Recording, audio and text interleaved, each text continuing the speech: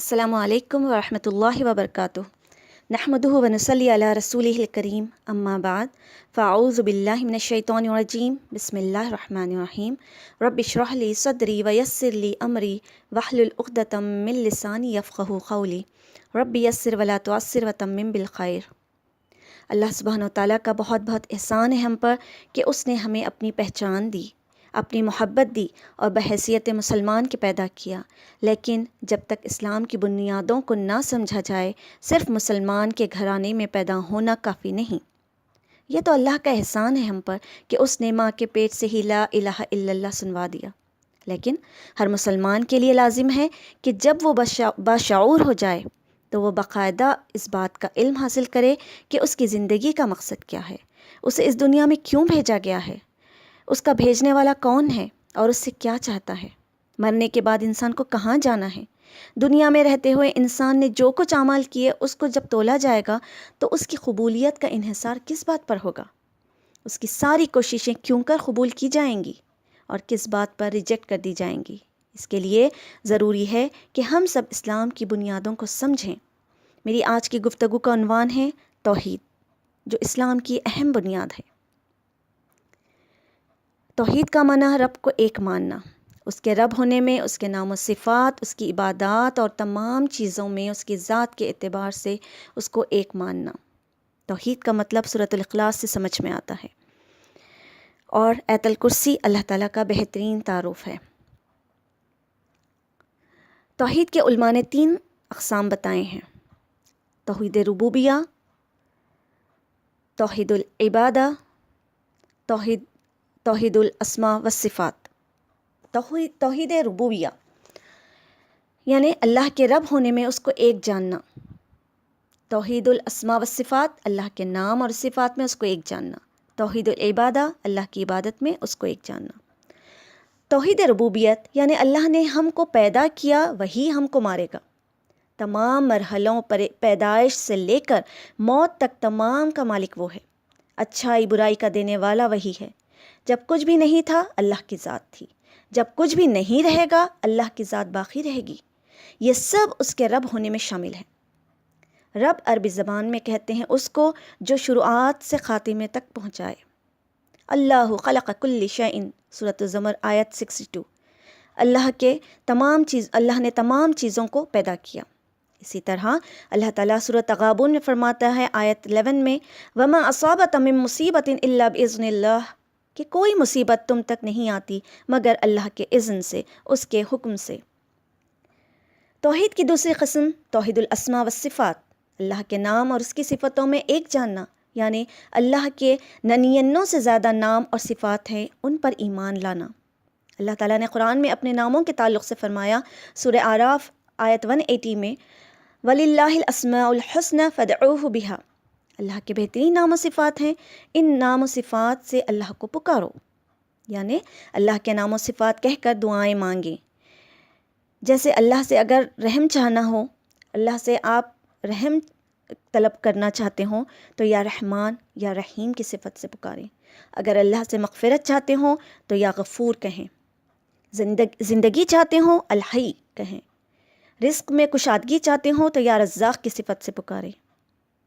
یہ تمام صفات اسی لیے دیے گئے ہیں۔ اسی طرح اللہ کو ہم نئے نام نہ دیں، صرف اسی نام سے پکاریں جن ناموں کو اللہ نے قرآن میں دیا ہے اور رسول نے بتائے ہیں۔ دوسرا، اللہ کی صفات مخلوق کو نہ دیں اور مخلوق کی صفت اللہ کو نہ دیں۔ اگر مخلوق کو اللہ کے نام دینا ہو تو اس کے آگے عبد لگائیں، جیسے عبداللہ، عبد الرحمن۔ اگر عورت ہیں تو امۃ اللہ۔ تیسرا، توحید کا حصہ جو ہے توحید العبادہ ہے، جو 2 حصے پہلے گزر چکے ہیں۔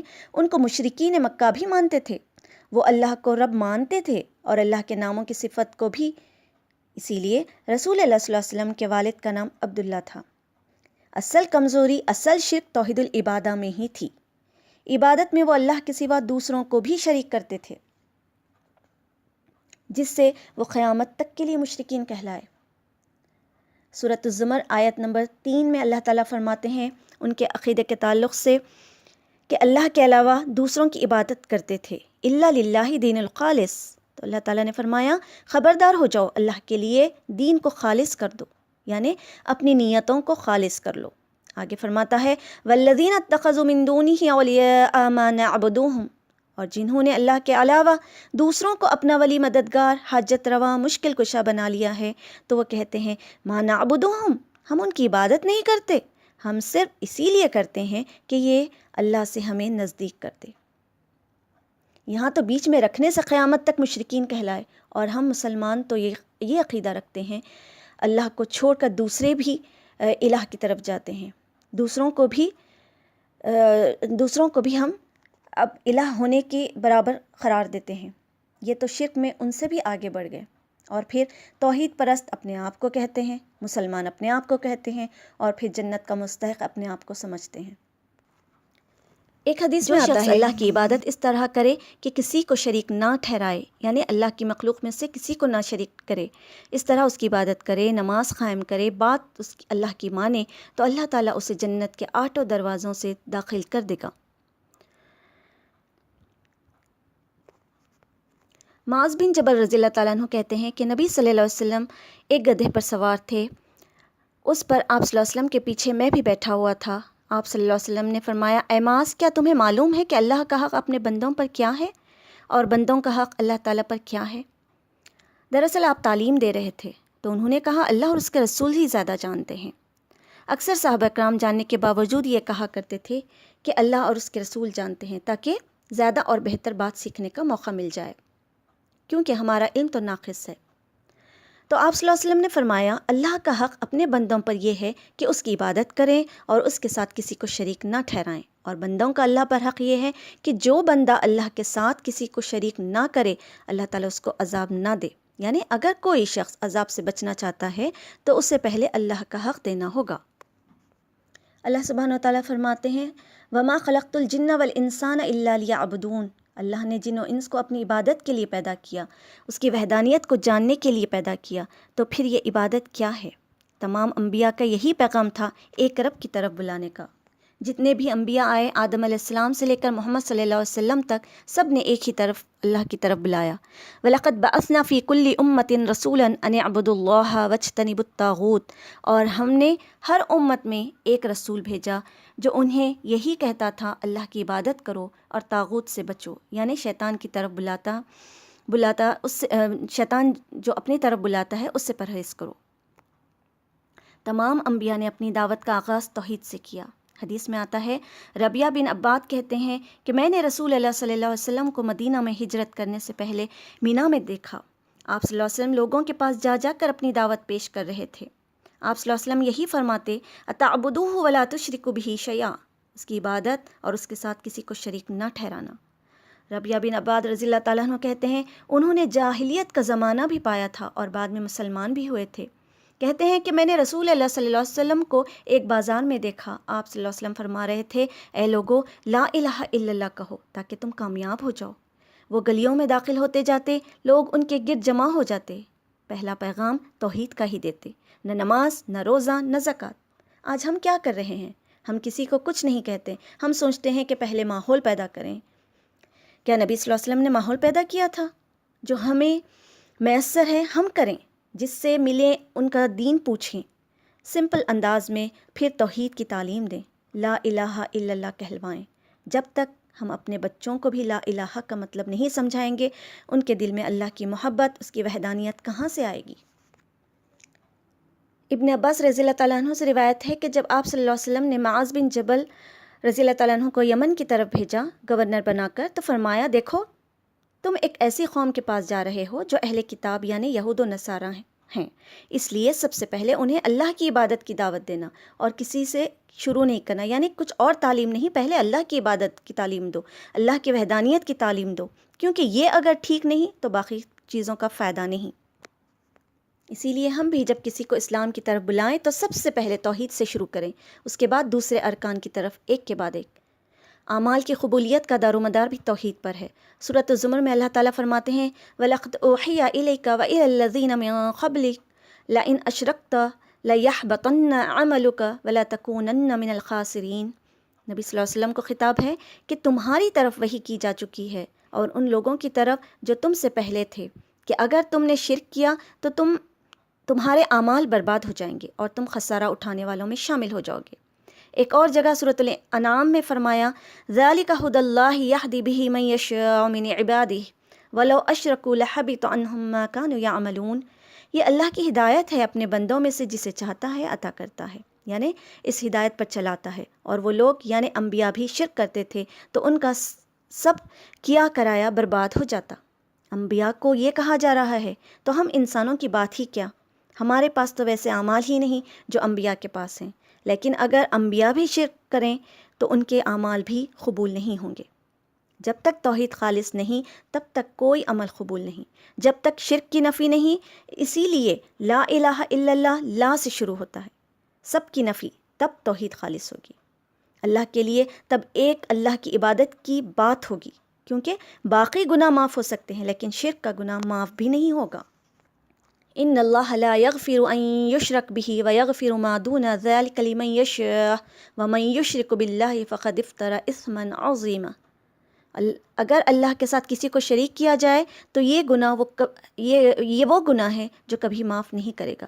اس کے علاوہ جو بھی گناہ ہے وہ جسے چاہے معاف کر دے، اور جس نے اللہ کے ساتھ کسی کو شریک ٹھہرایا اس نے بہتان باندھا اور بہت بڑے گناہ کا کام کیا۔ یعنی کبیرہ گناہوں میں سے نمبر 1 شرک ہے۔ ان الشرک لظلم عظیم، بے شک شرک بہت بڑا ظلم ہے۔ اللہ سبحانہ تعالیٰ اہل کتاب کو کافر قرار دیتے ہیں اسی بنا پر کہ انہوں نے شرک کیا۔ لقد کفر الذین قالوا ان اللہ هو المسیح یا بنی اسرائیل اعبدوا اللہ ربی وربکم انہ من یشرک باللہ فقد حرم اللہ علیہ الجنۃ ومأواہ النار وما للظالمین من انصار۔ سورۃ المائدہ آیت 72۔ بلا شبہ وہ لوگ کافر ہیں جنہوں نے کہا مسیح ابن مریم ہی اللہ ہیں، حالانکہ مسیح نے یہ کہا تھا کہ اے بنی اسرائیل اللہ کی عبادت کرو جو میرا بھی رب ہے اور تمہارا بھی۔ یعنی عیسیٰ علیہ السلام خود اس بات کی تعلیم نہیں دی کہ وہ ان کی عبادت کرے، یعنی وہ صرف اللہ کی عبادت کرنے کو انہوں نے اس کی تعلیم دی، کیونکہ جو شخص اللہ سے شرک کرتا ہے اللہ اس پر جنت حرام کر دیتا ہے اور اس کا ٹھکانہ آگ ہے اور ظالموں کا کوئی مددگار نہ ہوگا۔ حدیث میں آتا ہے ابو موسیٰ اشعری کہتے ہیں ایک دن رسول اللہ صلی اللہ علیہ وسلم نے خطبہ دیتے ہوئے فرمایا لوگو اس شرک سے بچو کیونکہ اس کی آہٹ چونٹی کی آہٹ سے بھی ہلکی ہوتی ہے۔ صحابہ پریشان ہو گئے کہ اگر شرک یوں آ جاتا ہے تو ہم اس سے کیسے بچ سکتے ہیں؟ نبی صلی اللہ علیہ وسلم نے فرمایا تم یوں کہتے رہو اے اللہ ہم اس بات سے آپ کی پناہ میں آتے ہیں کہ کسی چیز کو جان بوجھ کر آپ کے ساتھ شریک ٹھہرائیں، اور اس چیز سے معافی مانگتے ہیں جسے ہم جانتے نہیں، کیونکہ بہرحال ہم انسان ہیں۔ اسی لیے لازم ہے کہ ہم لا الہ الا اللہ کا مفہوم جانیں۔ قرآن مجید میں آتا ہے سورہ محمد میں فَاعْلَمُوا أَنَّهُ لَا إِلَهَ إِلَّا اللَّهُ، تم جان لو کہ اللہ کے سوا کوئی الہ نہیں۔ ایک حدیث میں آتا ہے ابن عباس رضی اللہ تعالیٰ عنہ کہتے ہیں ایک دن وہ رسول اللہ صلی اللہ علیہ وسلم کے پیچھے سوار تھے۔ رسول اللہ صلی اللہ علیہ وسلم نے ان سے فرمایا کہ اے لڑکے میں تجھے چند کلمات سکھاتا ہوں۔ فرمایا احفظ اللہ یحفظک، اللہ کی حفاظت کرو اللہ تمہاری حفاظت کرے گا۔ اس کا مطلب اللہ کے احکام کی حفاظت کرو، اللہ ہم سے کیا چاہتا ہے یہ دیکھو۔ پھر فرمایا احفظ اللہ تجدہ تجاہک، اللہ کی حفاظت کرو تم اسے اپنے سامنے پاؤ گے، تمہاری مدد کے لیے موجود ہوگا، جب مانگو اللہ سے مانگو۔ یہ ہے توحید، اپنی دعاؤں کو خالص اللہ کے لیے کرنا، یعنی ایاک نعبد و ایاک نستعین، اے اللہ ہم صرف تیری ہی عبادت کرتے ہیں اور صرف تجھ ہی سے مدد چاہتے ہیں۔ جب مدد چاہو اللہ سے مانگو، اور جان رکھو کہ اگر ساری دنیا مل کر تمہیں کوئی فائدہ پہنچانا چاہے تو فائدہ نہیں پہنچا سکتی سوائے اس کے جو اللہ نے تمہارے لیے لکھ دیا۔ نفع اور نقصان صرف اللہ کے ہاتھ میں ہے، اور اگر وہ سارے مل جائیں، پوری دنیا کے لوگ اور وہ سارے مل کر تمہیں نقصان دینا چاہیں تو تمہیں نقصان نہیں دے سکتے سوائے اس کے جو اللہ نے تمہارے لیے لکھ دیا ہے۔ یعنی ہر چیز کا مالک اللہ ہے، حتیٰ کہ نفع و نقصان کا مالک بھی وہی ہے۔ جس انسان کے اندر یہ یقین پختہ ہوتا ہے وہ لوگوں سے نہیں ڈرتا، وہ توہمات کا شکار نہیں ہوتا۔ ہمارا یقین اس بات پر پختہ ہونا چاہیے کہ کچھ نہیں ہوگا جب تک اللہ نہ چاہے۔ یہ توحید کا حصہ ہے کہ ہم کو یقین ہونا چاہیے کہ اللہ کے اذن کے بغیر ہمیں کوئی نقصان نہیں پہنچا سکتا۔ نبی صلی اللہ علیہ وسلم کے اوپر ایک کافر نے تلوار تانی تو اس نے کہا، اے محمد صلی اللہ علیہ وسلم، بتاؤ میرے ہاتھ سے تمہیں کون بچائے گا؟ فرمایا اللہ۔ وہ ڈر گیا، اس کے ہاتھ کانپنے لگ گئے اور تلوار اس کے ہاتھ سے ٹوٹ گئی۔ یہ ہے ہمارے پیارے نبی صلی اللہ علیہ وسلم کا اسوہ حسنہ۔ کچھ توحید کے تقاضے بھی ہیں، جیسے علم، فعلم انہ لا الہ الا ہوا، اس بات کو اچھی طرح جان لو کہ اللہ کے سوا کوئی الہ نہیں، لیکن خالی علم حاصل کرنا فائدہ نہیں دیتا جب تک اس کے ساتھ یقین نہ ہو۔ ہم نے ماں باپ سے سنا، ٹیچرز نے سکھایا وغیرہ، لیکن اس پر پورا یقین نہیں ہوتا۔ دل کے یقین کے ساتھ اللہ کو ایک ماننا چاہیے، اور یہ یقین ایسا جس میں کسی قسم کا کوئی شک نہ ہو، کیونکہ اگر شک ہے تو وہ انسان کو نفاق کی طرف لے جاتا ہے، منافقت کی طرف لے جاتا ہے۔ اسی لیے صرف زبان سے لا الہ الا اللہ کہنا کافی نہیں جب تک دل شامل نہ ہو۔ زبان سے کہہ بھی دیا لا الہ الا اللہ تو کیا حاصل؟ دل و نگاہ مسلمان نہیں تو کچھ بھی نہیں۔ جب تک دل کے اندر یقین نہیں تو بات نہیں بنے گی۔ یہ کیفیت موت تک قائم رہنی چاہیے۔ اپنے دل کو ٹٹولنے کی ضرورت ہے کہ کیا ہمیں پکا یقین ہے اس بات پر؟ مرتے وقت اگر کوئی لا الہ الا اللہ پڑھ لے تو پھر اللہ تعالیٰ اس کو جنت میں داخل کر دے گا، وہ دوزخ میں داخل نہ ہوگا۔ پھر اسی طرح صرف یقین بھی کافی نہیں جب تک کہ قبول نہ ہو، یعنی انسان اللہ کے تمام احسانات کو سچے دل سے قبول کر لے۔ نماز کا حکم ہو تو کہے سمعنا واتعنا، کہے کہ ہم نے سنا اور ہم نے مانا، حجت نہیں، بحث نہیں، اس کو رد نہیں کریں، فوری نماز کے لیے کھڑے ہو جائیں۔ قبول کرنے کے ساتھ ہمارے اندر فرما برداری بھی ہو اور اس چیز کو چھوڑنے والے نہ ہوں، مکمل سبمیشن، بغیر کسی تاخیر کے، بغیر کسی دل کی تنگی کے۔ منافقین بھی نماز کے لیے آتے تھے، لیکن ان کے اندر اطاعت کی کیفیت نہیں ہوتی تھی، مجبوری کے ساتھ آتے تھے۔ وَإِذَا أَقَامُوا إِلَى الصَّلَاةِ قَامُوا كُسَالَىٰ، اور جب انہیں نماز کے لیے بلایا جاتا تو سستی کے ساتھ کھڑے رہتے۔ پھر یہ کہ انسان جو کہے اس پر سچا ہو، یعنی زبان سے کچھ اور عمل میں کچھ اور یہ نہ ہو۔ یہ منافقین کی صفت ہے۔ قرآن مجید میں آتا ہے وَمِنَ النَّاسِ مَن يَقُولُ آمَنَّا بِاللَّهِ وَبِالْيَوْمِ الْآخِرِ وَمَا هُمْ بِمُؤْمِنِينَ، لوگوں میں سے بعض کہتے ہیں ہم اللہ پر ایمان لائے، ہم آخرت کو مانتے ہیں، حالانکہ وہ مومن نہیں ہیں۔ اس بات سے ڈرنا چاہیے کہیں ایسا تو نہیں کہ ہم بھی کہہ رہے ہوں لیکن اللہ کے ہاں اس کی قبولیت ہی نہ ہو۔ جب آسانی ہوئی عمل کر لیا، جب مشکل لگا تو چھوڑ دیا، کبھی سستی کی، کبھی غفلت کی، کبھی دکھاوا، کبھی کچھ تو کبھی کچھ۔ اسی لیے صدق کے ساتھ اخلاص ضروری ہے۔ قل ان صلاتی و نسکی و محیایا و مماتی للہ رب العالمین۔ اخلاص صدق کے اپوزٹ ہے، لیکن ہم شرک کو شرک اکبر سمجھتے ہیں، جبکہ شرک اصغر جس میں ریاکاری، دکھاوا آتا ہے، اس کی طرف سے عام طور پر غافل ہو جاتے ہیں۔ مثلا نماز پڑھ رہے ہیں اور جو ہی دیکھا کوئی آگے تو اور ہم زیادہ اچھے ہو کر کھڑے ہو جاتے ہیں، یہ شرک اصغر ہے، یہاں دکھاوا آ گیا۔ اس سے بھی ہمیں بچنا چاہیے، کیونکہ ہماری نماز بندوں کے لیے نہیں تھی، اللہ کے لیے تھی۔ ظاہر اور باطن ایک ہی طرح کا ہونا چاہیے، کیونکہ فَمَنْ كَانَ يَرْجُو لِقَاءَ رَبِّهِ فَلْيَعْمَلْ عَمَلًا صَالِحًا وَلَا يُشْرِكْ بِعِبَادَتِهِ رَبِّهِ أَحَدًا، کہ جو اپنے رب سے ملاقات کی امید رکھتا اس کو چاہیے کہ اچھے عمل کرے اور اپنے رب کی عبادت میں کسی کو بھی شریک نہ کرے۔ ایک شخص نے آ کر رسول اللہ صلی اللہ علیہ وسلم سے پوچھا کہ ایمان کیا ہے؟ تو آپ صلی اللہ علیہ وسلم نے فرمایا اخلاص۔ اس وقت آپ صلی اللہ علیہ وسلم نے ایمان کی ڈیفینیشن اخلاص فرمائی، یعنی ہر چیز سے خالص، پیور۔ جس طرح ہم دنیا میں کوئی چیز لینا چاہتے ہیں تو خالص لینا چاہتے ہیں، کیونکہ ملاوٹ تو تاثیر بدل دیتی ہے۔ اسی طرح اگر توحید میں کسی اور چیز کی ملاوٹ ہو گئی تو بات نہیں بنے گی، خالص عمل ہی قبول ہوگا۔ کیونکہ اگر کوئی شخص کوئی کام اللہ کے لیے کر رہا ہے اور ساتھ کسی اور غرض سے بھی، تو پھر اس عمل کی قبولیت نہیں ہوگی۔ حدیث میں آتا ہے ان اللہ لا يقبل من العمل الا ما كان له خالصا وابتغي به وجهه۔ رسول اللہ صلی اللہ علیہ وسلم نے فرمایا اللہ تعالیٰ صرف وہ عمل قبول کرتا ہے جو خالص اس کی رضا کے لیے ہو، اس کو خوش کرنے کے لیے ہو، اس کی محبت میں، اس کی اطاعت خوشی کے ساتھ ہو، اور سب سے بڑھ کر اللہ کی محبت ہو اس کے دل میں۔ ہر اس چیز سے بچنا جو اللہ کی محبت میں رکاوٹ ڈالے یا اللہ کی محبت پر غالب آنے لگے، کیونکہ والذین آمنوا اشد حب للہ، وہ لوگ جو ایمان لائے اللہ کی محبت میں سب سے زیادہ شدید ہوتے ہیں۔ نمبر 1 اللہ کی محبت ہوتی ہے، اور ان چیزوں سے محبت رکھتے ہیں جن سے اللہ محبت رکھتا ہے، اور ان چیزوں سے بچتے ہیں، نفرت کرتے ہیں جن سے اللہ سبحانہ و تعالیٰ نفرت کرتا ہے۔ یعنی محبت اور نفرت بھی اللہ کی رضا کے تابع ہو۔ حدیث میں آتا ہے جو شخص اللہ کی رضا کے لیے کچھ دے، اللہ کی رضا کے لیے روکے، اللہ کے لیے محبت کرے، اللہ کے لیے نفرت کرے، اللہ کی رضا کے لیے نکاح کرے، اس نے اپنا ایمان مکمل کر لیا۔ یہ سارے کام دین کے ہوں یا دنیا کے ہوں، اللہ کی خاطر ہو، تب ایمان مکمل ہوتا ہے۔ پھر اسی طرح انسان کی حاجت، دعائیں ساری کی ساری اللہ سے ہو۔